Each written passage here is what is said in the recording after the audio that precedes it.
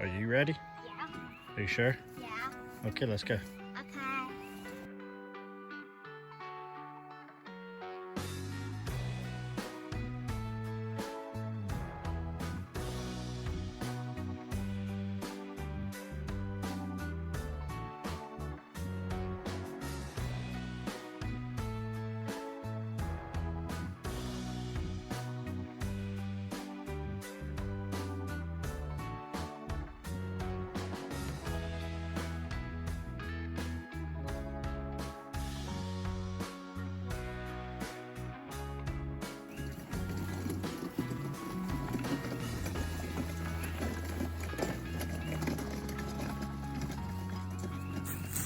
All right, just grab the zip ties for now.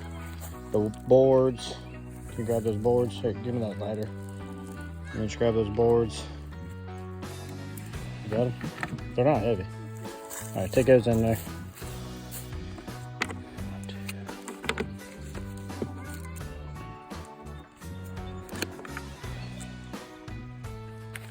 What's up, guys? Staying here from Rocky Creek. Welcome back to the homestead. Miss Madison's back there doing weed duty. She's pulling some weeds. I actually got the day off of work today. I'm supposed to be at work, but we didn't have childcare today, so we're gonna put in some work in the garden today. So I'll give you a couple updates on some stuff. You can probably see a few of these beds are really full of some stuff right now, but the big thing I need to do is I have the T-post right here, but I need to get a trellis put in just like this because we're gonna get a row of tomatoes put in right here. So that's a big thing. And then we're also gonna be trying to get another one of these hoop trellises put in here because the cucamelons, we got a few of those that really need to go ahead and start trellising on something. So we're gonna try to squeeze those in, but I kind of got a problem with this bed being a little overloaded. So we're hoping we can squeeze them in, or I'm gonna have to get creative on that. But let's do one thing at a time so we're not overwhelmed. Let's get this trellis up super easy. Just need a cattle panel and some zip ties, get those in the ground, and then we'll move on to what's gonna be the little more difficult part.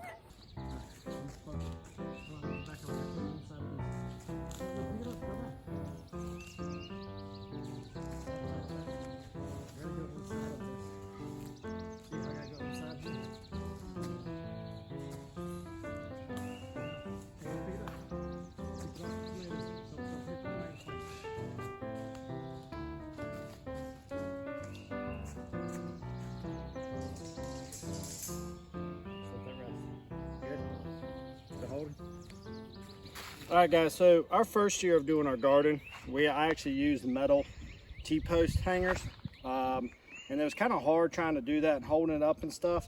And so for the last 2 years, I've just gotten these zip ties from our Harbor Freight. I get a pack of 10 of them for like $2, and I've not had where they haven't made it through an entire season yet. So I just use these now, and I just kind of raise them up a little bit and then get it tied in on the top part first, and then I straighten it out from there.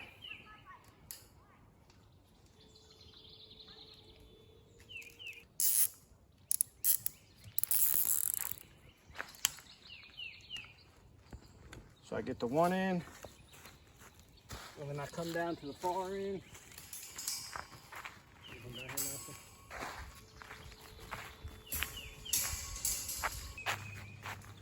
So then I come down to this side. I know it's hard to see because I gotta put my big fat belly against it to hold the weight. But if I just do the tops first, I can kind of line it all up how I want it and keep it straight. And then I'll come back in and add supporting ones in the bottom.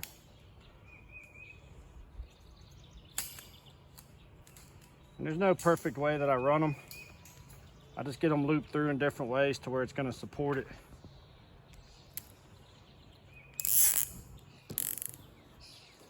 Once I get the two far and top ones secure, then I come back in here at the bottom and I'll go ahead and run the tie through it down here, and then that pretty much helps keep them where they need to be.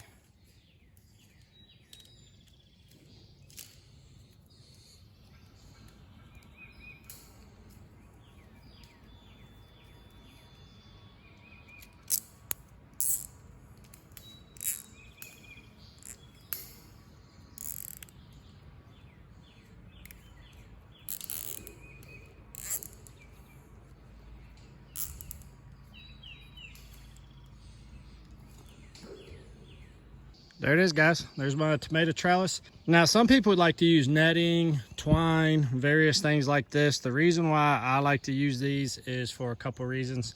Number one, they last forever, so I really never have to replace anything at the end of it. When I remove the plants, it's very sturdy, so it doesn't really impact any of that at all. And then the other reason is, you know, since I raise other animals, I can use any of this stuff in the off season for some of my needs. So like one of the panels, as you can see right here, what Madison's working on, she's removing some chicken wire, because this was actually a panel that I used in a pinch when our piglets were born last year and they were sliding through the holes.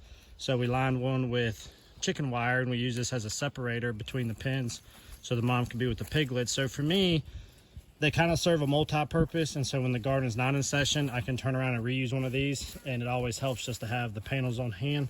And so for me, multi-purpose goes a long way, especially when you're looking at cost and value. So we're gonna get this off, and then this is gonna be for our hoop trellis. And then as soon as I get done helping her, we're gonna get these tomatoes in the ground, and then we'll try to get this put up. All right, so I've shared in prior videos, but if you're new with us, the best way to put your holes in this fabric is to get you a little butane torch. We got 9 world famous Bremer tomatoes that are gonna go in right here. So I need to get those holes in, and I'm pretty much gonna try to put them in line with our tomatoes that are directly across from it, so we can keep everything pretty uniform. But it's pretty simple.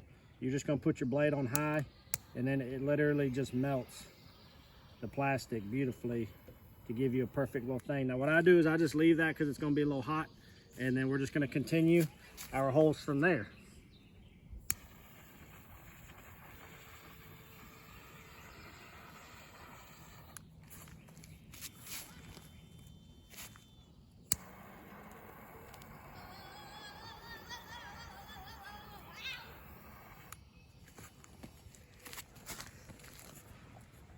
I don't want him to burn me.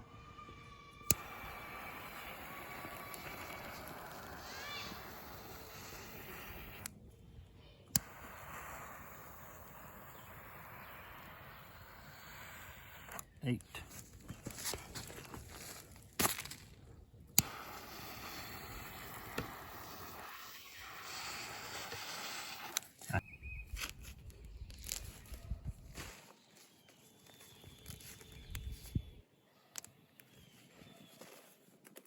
Now guys, not everything has to cost you a lot in gardening either.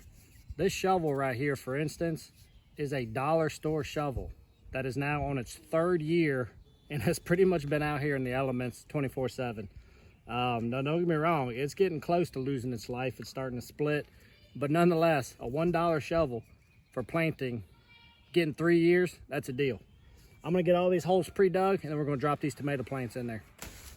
All right guys, so when you're planting your tomato plants, you might see there's a whole lot of little hairs on a base of a tomato plant, and any of those can turn around and become roots. So when you plant these, you can put it as deep as you need to. Really, you can remove these bottom 2 seedling leaves, and you can plant this tomato plant anywhere up to about right there.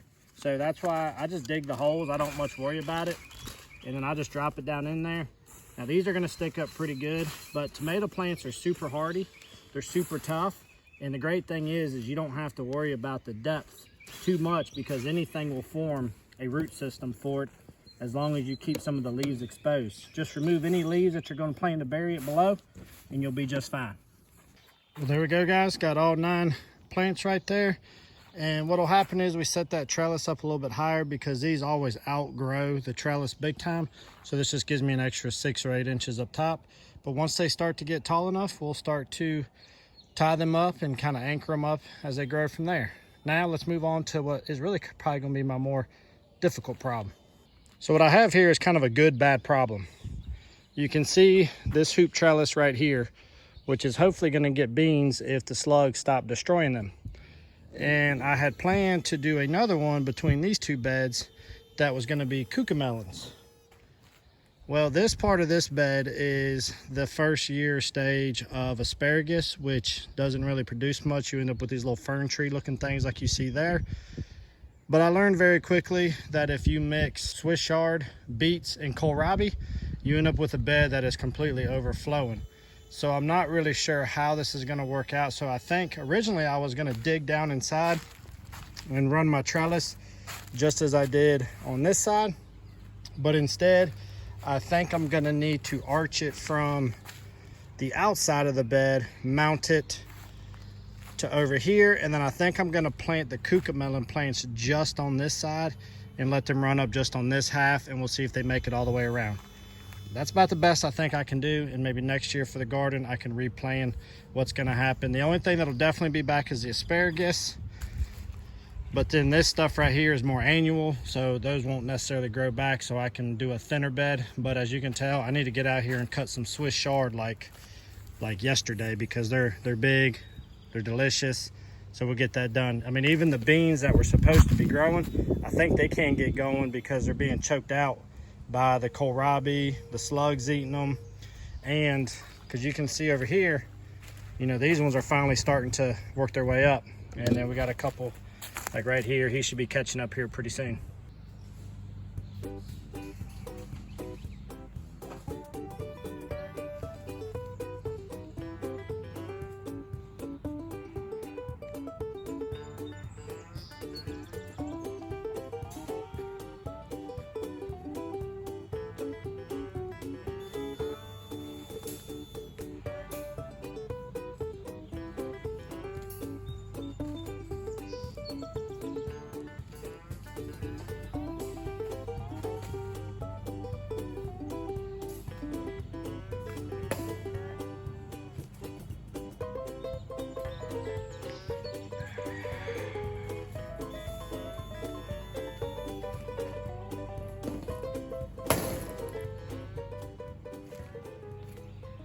It wasn't half bad. I got it in there, but you can see it's kind of boogered up right now.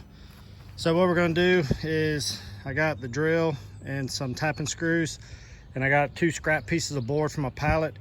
We're gonna screw them in to the outside of each of those beds to get them tighter, and then that should put it how we want it. These 2 beds are closer than those 2 beds, so the arch still may be a little boogered, but when I get that thing tightened up, hopefully it'll look a little bit better than what it is right now.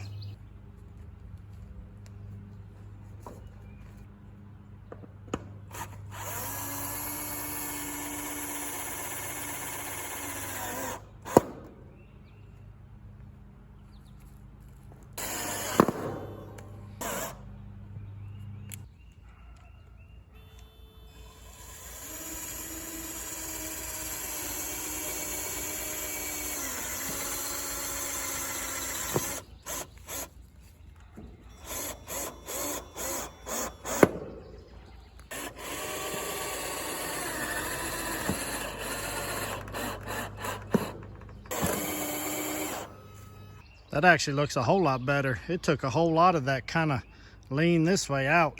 So it's not perfect. I would have liked to have stretched that arch out a little further, but this will work out just fine for what we need it for.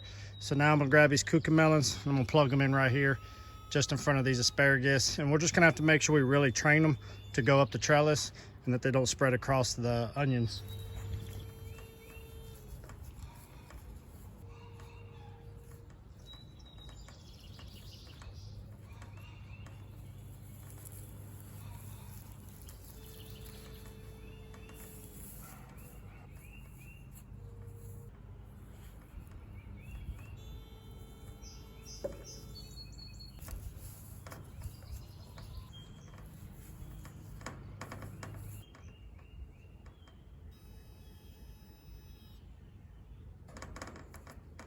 So sometimes things can be a blessing in disguise. So I talked about how I didn't think I was going to be able to run the trellis there or plant any cucamelons. Well, that's probably going to work out good, because over here I got a lot of space. Of course, cucamelons, when we harvest, they'll be dangling. We'll pick them off.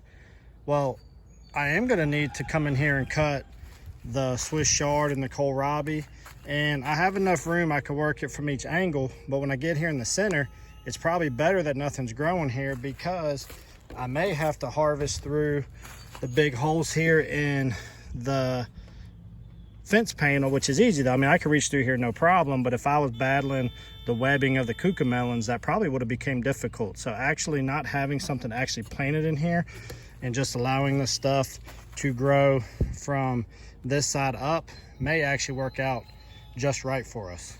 The last time I grew cucamelons, they got to about 3/4 of the way over the arch trellis before they kind of stopped, which if that were to happen, that would work out just perfect.